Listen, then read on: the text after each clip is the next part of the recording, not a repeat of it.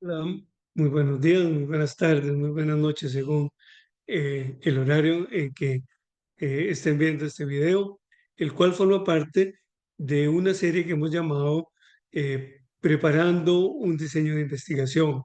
Esta es una iniciativa que se lleva adelante en la Universidad de Costa Rica en el marco del 50 aniversario del sistema de estudios de posgrado, y nos da mucho gusto pues decir que esta es la quinta entrega. Esta entrega está dedicada a aspectos metodológicos y forma parte de una secuencia que en su primera entrega llamamos hoja de ruta. La segunda la dedicamos al estado de la cuestión, la tercera a la aproximación teórico-analítica, la cuarta a los objetivos, hipótesis, problema, hipótesis y objetivos, y esta quinta a la metodología. Si alguna persona quisiera ver las entregas anteriores, por supuesto puede entrar al canal de YouTube y ahí las puede consultar. De alguna manera, una sesión o una entrega o un episodio lleva al otro, de manera que si quieren complementar lo que vamos a desarrollar acá con las entregas anteriores, lo pueden hacer en el canal de YouTube. Y como hemos dicho, pues esta iniciativa procura aportar algunas consideraciones basadas en experiencia de investigación de mi parte para potenciar trabajos de investigación, bien sean de licenciatura, de maestría, de doctorado, y sin duda también, y sería estupendo que así fuese, que pudiese apoyar también a personas que cursan estudios de grado o de bachillerato o licenciatura y que requieren algunas herramientas también de investigación. No está dirigido exclusivamente a un campo de conocimiento, por lo tanto, las consideraciones que se brindan son más de tipo general, es decir, no entramos en detalles ni especificamos mucho un campo de conocimiento en particular, porque la aspiración es que sea de utilidad, si se quiere, más general. Hay múltiples y excelentes obras de referencia en los campos específicos. Pero bueno, mi campo son las ciencias sociales y posiblemente esa formación o de formación profesional se notará en algunos comentarios. Pero la idea es que sea una invitación a, a practicar la investigación en términos generales. También decirles, ¿verdad?, que una motivación fundamental de esta iniciativa, eh, preparando un proyecto de investigación, es la convicción de que la universidad pública tiene que ser más pública, es decir, que tenemos que brindar conocimiento, compartir conocimiento más allá de las aulas, y sin duda las tecnologías digitales pues son una herramienta fundamental. De manera que si quieren compartir esta u otras entregas, por favor háganlo, pues la idea es colaborar en la formación, digamos, de una cultura del conocimiento, de la investigación, de la evidencia, en una época en donde la evidencia, los datos, el conocimiento cada vez se cuestionan más. De manera que en ese contexto, pues entramos de lleno a el apartado o el episodio sobre metodología. Vamos a compartir pantalla e iniciamos enseguida en, en la discusión específica de algunas consideraciones metodológicas. Vamos a echar mano de una ayuda visual muy típica de cierta edad. Vamos a poner pantalla completa. Ahí estamos. Y nos vamos al tema. Bueno, como hemos venido diciendo, ¿verdad? El diseño de investigación puede incluir unas 25 30 páginas.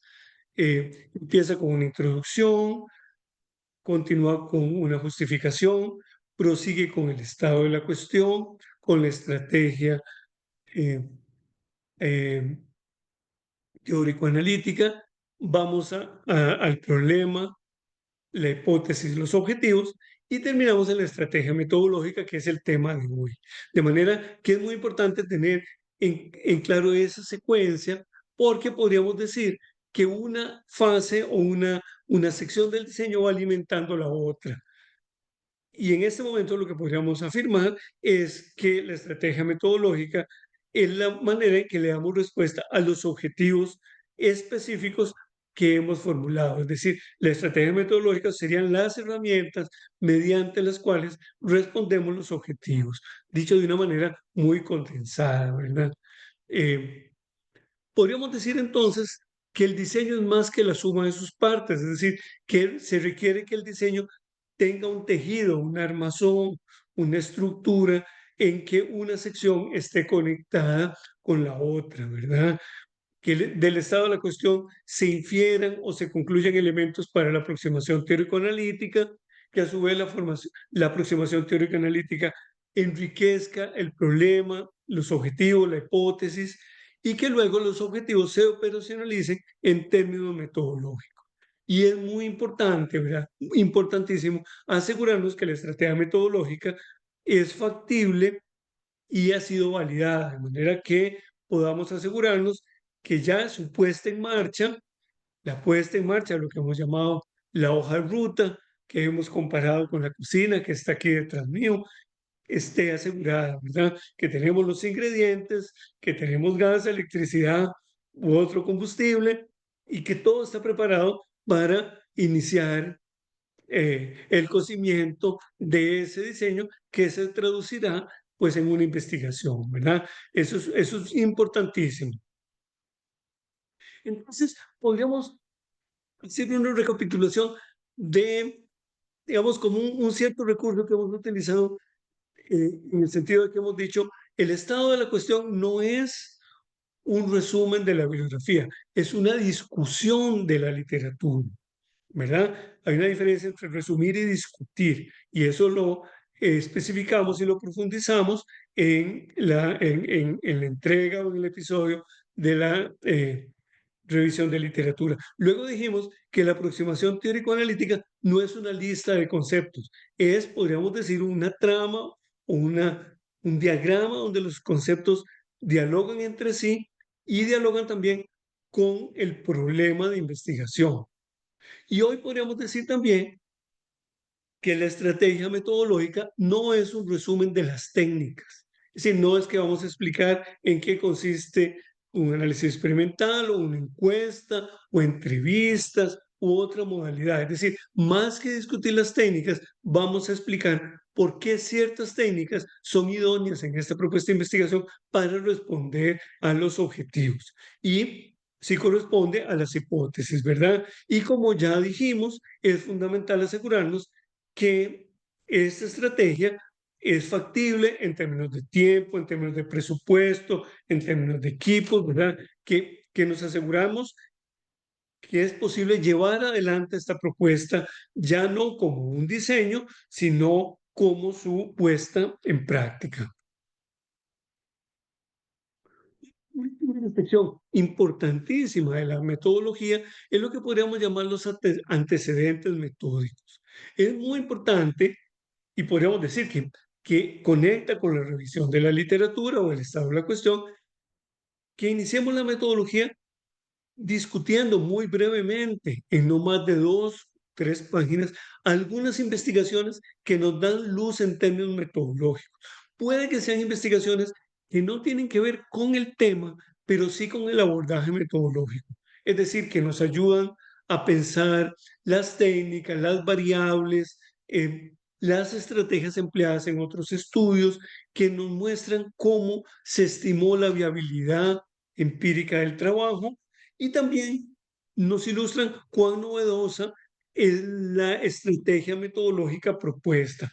Entonces, diría yo, en 2 páginas, máximo 3, vamos a decir, bueno, algunas investigaciones que son referencia propiamente metodológica o metódica, es decir, aquellas investigaciones que de alguna manera sugieren o inspiran cómo hacer algo. Por ejemplo, permítame un ejemplo personal. Hace unos años yo trabajé en una encuesta con personas jóvenes de barrios o colonias empobrecidas de las capitales de Centroamérica y utilizamos un cuestionario. Eh, Casi todas las preguntas eran cerradas porque fuimos a distintos barrios de las capitales de Centroamérica, desde San José hasta Ciudad de Guatemala. Una de las preguntas más curiosas, me parece a mí, la aprendí, la aprendí sin H y con H la aprendí, es decir, la incorporé, la hice mía. Fue una pregunta abierta que leí en un estudio del Programa de Naciones Unidas para el Desarrollo, el PNUD de Chile, que le preguntaba a las personas qué entendían por poder. Y entonces hicimos la pregunta abierta, luego la codificamos y luego construimos como una tipología de cuáles son las imágenes o las formas en que las personas se refieren al poder. Bueno, para mí, ese antecedente metódico, ese estudio del PNUD, del PNUD de Chile, fue muy relevante porque yo no me hubiera imaginado formular así la pregunta.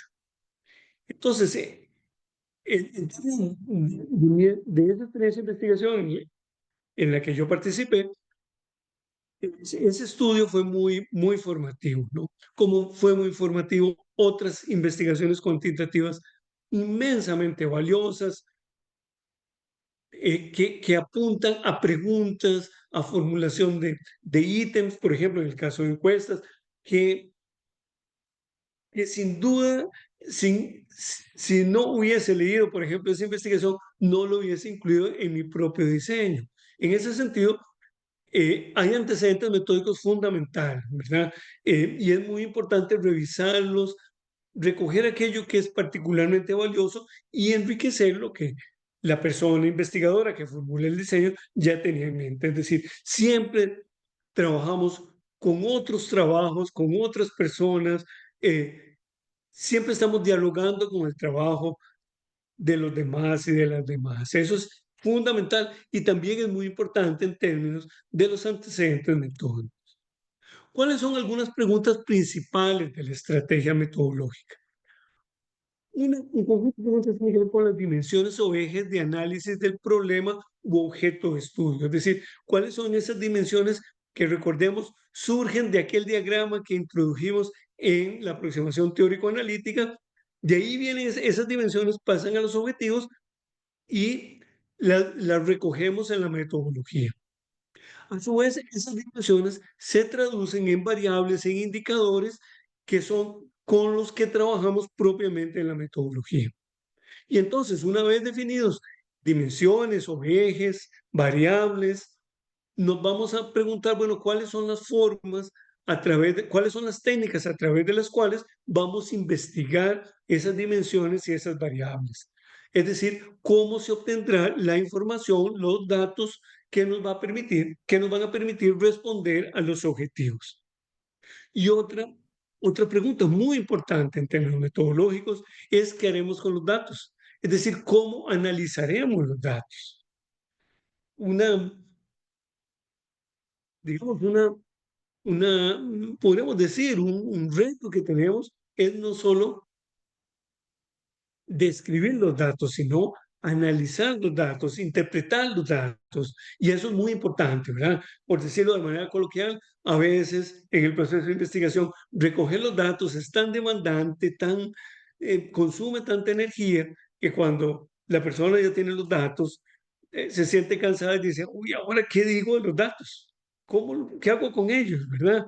Bueno, viene una parte muy importante que es interpretarlos, analizarlos, bien sean datos experimentales, datos cuantitativos, datos cualitativos. En cualquier caso, una pregunta fundamental es, ¿qué haremos con los datos? ¿Cuántas y cuáles variables? Bueno, en mi experiencia, eso no se podría definir a priori. Y es más bien a partir del conocimiento de la literatura que respondemos a esas preguntas. ¿Cuántas y cuáles variables nos lo dice la literatura y la aproximación teórico-analítica? Es decir, que descansamos en el conocimiento previo que tenemos para definir cuáles son aquellas variables, aquellas dimensiones de análisis más importantes a partir de la literatura y de la aproximación teórico-analítica. Y también es muy importante, ¿verdad? asegurarnos, y eso lo hemos dicho varias veces en este episodio, porque es efectivamente muy importante, determinar si esas variables u observables en distintas tradiciones se les llama distinto o diferente, son factibles de ser analizadas empíricamente, ¿verdad? Porque aquí tenemos el gran desafío de asegurarnos que lo que queremos investigar es posible de ser investigado. Muy importante, ¿verdad? Asegurarnos que es la factibilidad del proyecto, ¿verdad? En términos metodológicos, es una dimensión que siempre hay que tener muy en cuenta. Cómo construir indicadores, cómo convertir, digamos, dimensiones en variables y finalmente en indicadores. Bien sea que les llamemos indicadores o que en tradiciones más cualitativas no empleemos indicadores, pero sí a veces se habla de observado, ¿verdad? Podríamos decir que esa transición de dimensiones, variables, indicadores u observables forma parte de un proceso de operacionalización, bien sea en tradiciones más cuantitativas o explicativas, es decir, que buscan análisis causales, como también en tradiciones más interpretativas y cualitativas, o bien en tradiciones experimentales. En cualquier caso, es importante proceso a través del cual se puede volver, podríamos decir, en cierto modo, entre comillas, observable un concepto, una noción, una variable, de manera tal que las discusiones previas del diseño, presentes en el estado de la cuestión, en la aproximación teórico-analítica, las podemos estudiar ya en el campo. El campo puede ser una comunidad, puede ser el laboratorio, puede ser el estudio de archivo, el estudio de documentos. Digamos que eso, en términos generales, podríamos decir, es un gran campo donde trabajar. Es muy importante también, ¿verdad?, que estén claras las relaciones entre esos indicadores u observables para que no haya traslapes. Es decir, es muy importante que haya relaciones entre las dimensiones, los indicadores, pero que no estén traslapados, es decir, que no se superpongan unos a los otros, pero que sí estén claros los vínculos analíticos que unen una cosa con otra, ¿verdad? Eso sí es muy importante. Y será aún más importante cuando toque analizar los resultados. Puede ser útil, hay distintas tradiciones en las cuales se hace, es llevar como un diario de campo del proceso de investigación, donde las personas, bien sea que trabajemos en un laboratorio, bien sea que trabajemos en una comunidad, bien sea que trabajemos eh, en un archivo, podamos ir documentando nuestro propio proceso, es decir, que podamos ir agregando pequeñas interpretaciones, pequeñas descripciones, pero también las dudas, los temas sin resolver, las anotaciones que a veces emergen de, eh, del proceso de investigación, que a veces son el punto inicial para elaborar una interpretación de los datos. A veces hay como, digamos, como ciertos chispazos, digamos, cuando una persona dice, caramba, yo no había reparado en la relación entre aspectos que, claro, que están vinculados, pero yo no los había visto. Ahí como que emerge algo, ¿verdad? Hay emergentes en el proceso de análisis, en el proceso de trabajo de campo, análisis de los datos. Bueno, un diario de campo puede ser una herramienta útil, puede ser un cuaderno de papel, digamos en la vieja escuela, pero puede ser un archivo en una tablet o en el teléfono o en una computadora. Ustedes eligen eh, según sus preferencias, ¿verdad? A mí a veces me resulta útil cargar siempre un cuaderno donde ando haciendo pequeñas anotaciones, que es como el origen de una elaboración o de una elucubración o de una especulación, podríamos decir, ¿verdad?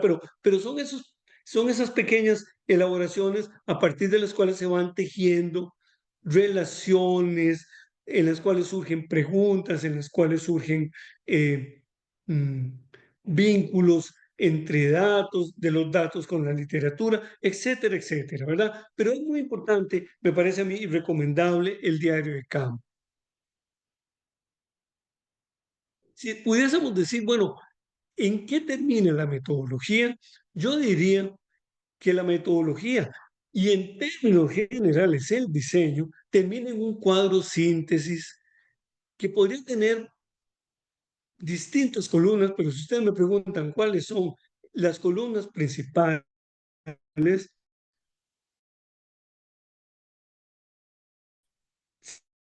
sin mérito que puedan haber otras, pero no pretende ser exhaustiva, poner, digamos, aspectos específicos que se priorizan más en un campo de conocimiento que en otro. Yo diría que el cuadro tendría que tener tres elementos fundamentales: objetivos, dimensiones o variables y técnicas.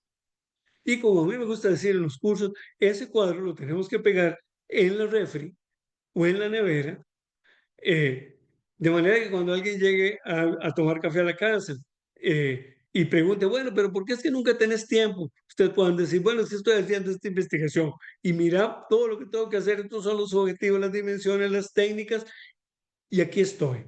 Si ustedes quisieran, también le pueden colocar una columna adicional que podría ser los tiempos o el cronograma, ¿verdad? Decir, bueno, en el primer objetivo voy a estar en los primeros 3 meses del año, en el segundo los siguientes tres, en el siguiente los tres.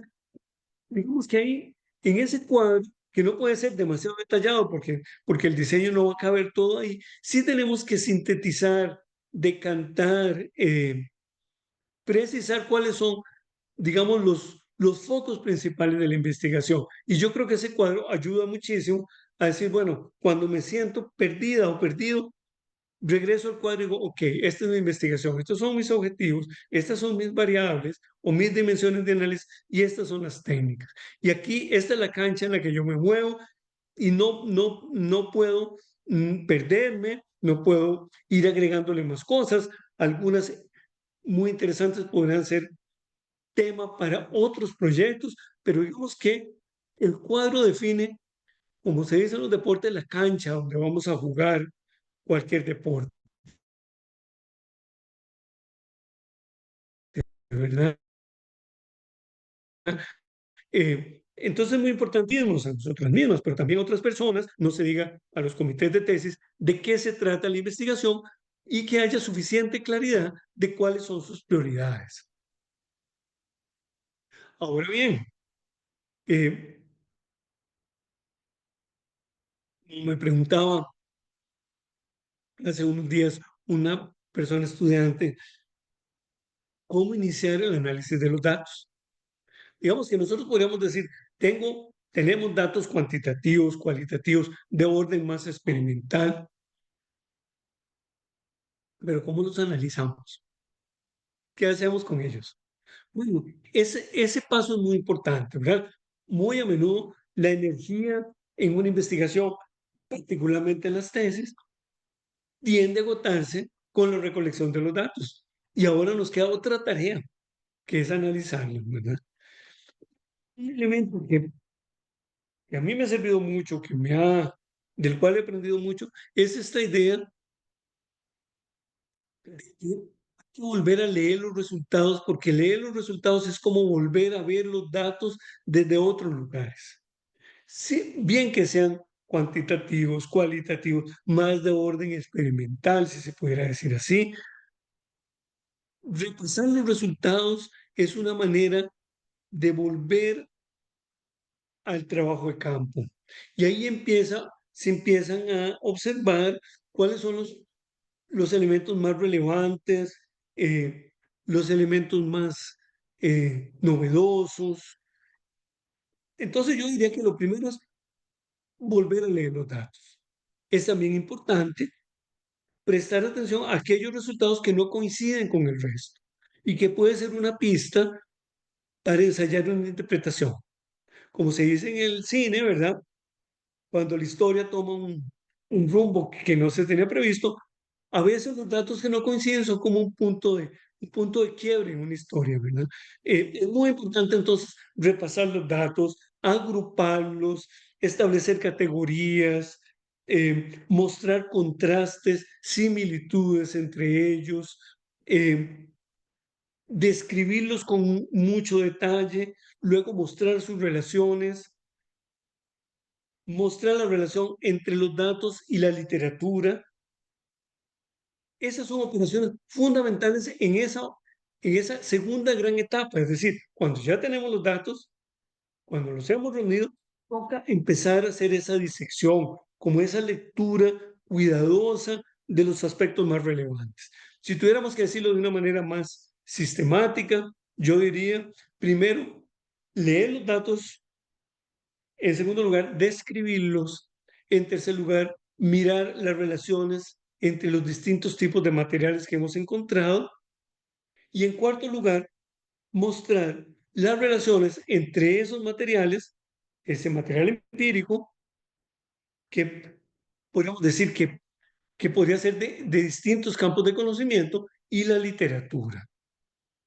Esas etapas podríamos decir que nos podrían servir independientemente de nuestra especialidad, ¿verdad? Porque si hay algo que es muy interesante de la investigación, es que por una parte es muy diversa, muy plural, muy, podríamos decir, abarcador de campos diversos, pero en términos analíticos podríamos decir que hay algunas tareas que independientemente de en qué campo estemos, hacemos de manera semejante, ¿verdad? Describir, relacionar, contrastar, son operaciones, digamos, cognitivas, analíticas, que nos unen a personas que pueden trabajar en campos muy diversos, pero que analíticamente comparten con nosotros y con nosotras, digamos, operaciones fundamentales. Y eso es muy interesante, ¿verdad? Es esa idea que la investigación y la actividad universitaria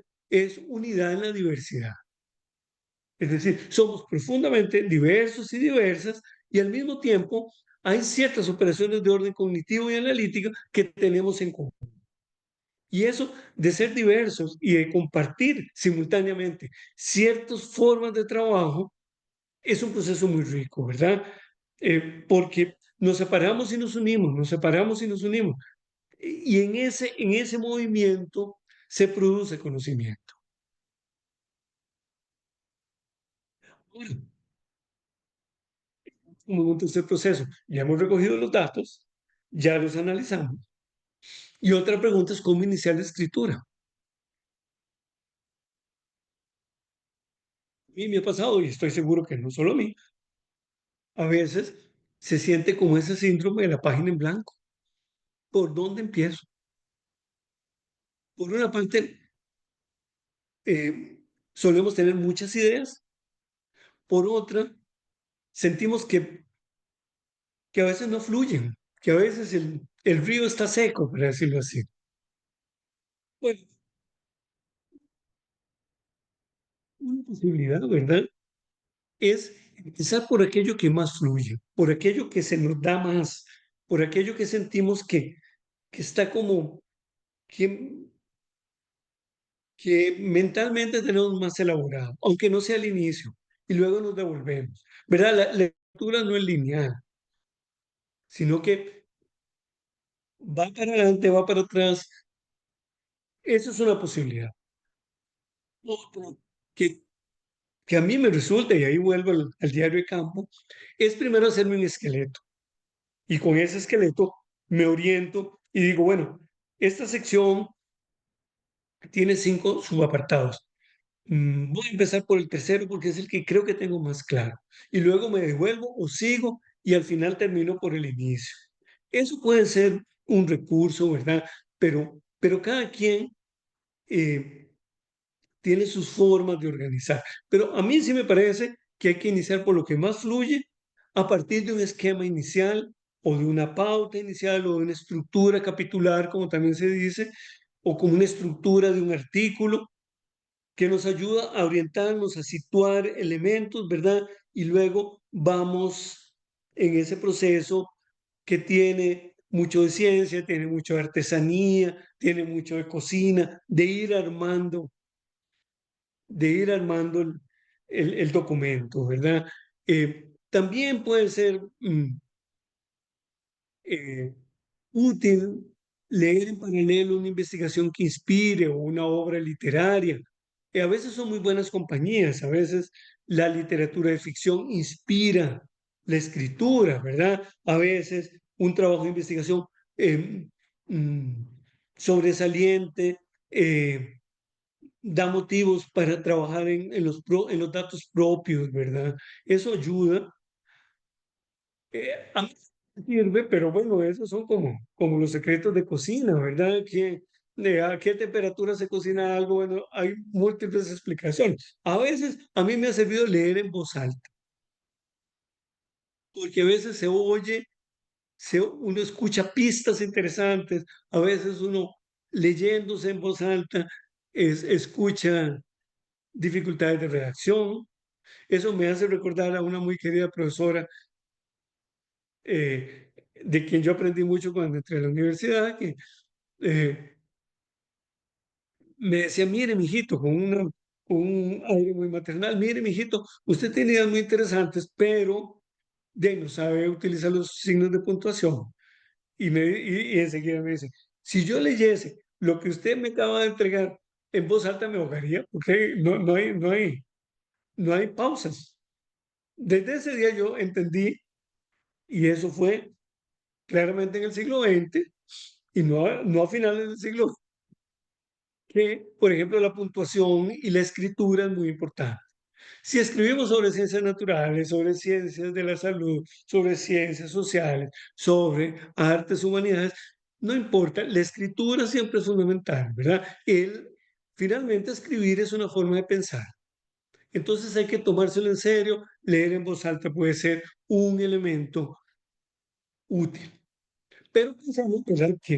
Que la forma en que se organizan los datos es muy importante. Y ya para ir cerrando este ciclo de 5 entregas o de 5 episodios, es muy importante pensar las conclusiones y las recomendaciones, ya no del diseño, sino de la investigación propiamente dicha, ¿verdad? Es muy importante triangular los datos obtenidos con la literatura, con datos de otros trabajos, con criterios de personas académicas o expertas. Ese es un recurso. Y hay algunas preguntas que a mí me parecen fundamentales y que no quisiera dejar de mencionarlas. Una es respondernos qué dice la literatura y la teoría acerca de los datos, pero también la respuesta inversa. ¿Qué dicen los datos acerca de la literatura y la teoría? Una tercera pregunta también muy importante, ¿qué retos emergen para futuras investigaciones? Otra persona, profesora, me decía a mí algo muy importante cuando yo estaba haciendo el doctorado. Me decía, miren, piensen que ustedes están escribiendo para las generaciones más jóvenes, ustedes. Piensan de qué manera a ustedes les gustaría leer sobre este tema. Tengan muy presente a quiénes les están escribiendo. Claro que uno podría decir, o una podría decir, yo lo estoy escribiendo a la comunidad científica, a mis pares académicos, a mis colegas que trabajan en temas semejantes, pero este profesor nos decía, sí, todo eso de acuerdo, pero tengan muy presente a las personas jóvenes que les interesan los temas que ustedes están trabajando. Piensen muy bien que las personas jóvenes se beneficiarían con una cierta manera de escribir, de exponer, de argumentar, de analizar. Ténganlos muy presentes. Y la última pregunta, que es finalmente una pregunta que le da sentido al quehacer de la investigación, al quehacer de las ciencias, al quehacer de las universidades, es qué aporta la investigación en términos de la calidad de vida, de la discusión pública, de las políticas públicas, en qué medida lo que sabemos, por ejemplo, sobre prevención de cáncer, sobre prevención de las desigualdades, sobre prevención de la erosión de los suelos, contribuye a nuestra calidad de vida. Es decir, que finalmente la producción de conocimiento aspira a tener o a disponer de mejores condiciones de vida. Esa es la razón de ser finalmente del quehacer científico. Y es muy importante en ese marco de los aportes, pues no siempre se puede, dependiendo de los campos, etcétera, que compartamos con las personas que participan en la investigación de sus resultados. Eso es fundamental y le da sentido al quehacer de la investigación, al quehacer de las universidades, que son las instituciones donde usualmente se desarrollan las investigaciones. Se cumple el cometido de devolverle a la sociedad los resultados que ella financió con recursos públicos. Bueno, estas son eh, las principales consideraciones sobre la metodología. Espero que les sea, como en las otras secciones, de alguna utilidad. Eh, es una contribución, como decíamos, en el marco del 50 aniversario del Sistema de Estudios de Posgrado de la Universidad de Costa Rica, y pues aspira a utilizar las herramientas digitales que hace unas décadas no estaban disponibles para compartir conocimiento y que sin duda complementan, digamos, marginalmente o complementariamente a las obras de metodología, a los cursos de metodología, y no se diga la experiencia de investigación misma. Y, y como me han aconsejado mis hijos y mi hija decir, no se olvide suscribirse al canal de YouTube y darnos un like. De manera que muchas gracias y reitero pues la aspiración y la esperanza de que estos materiales sean de utilidad. Eh, Seguimos en comunicación y no dejen de visitar el canal de YouTube donde iremos sumando también otros materiales que pueden ser de utilidad. Muchas gracias. Gracias.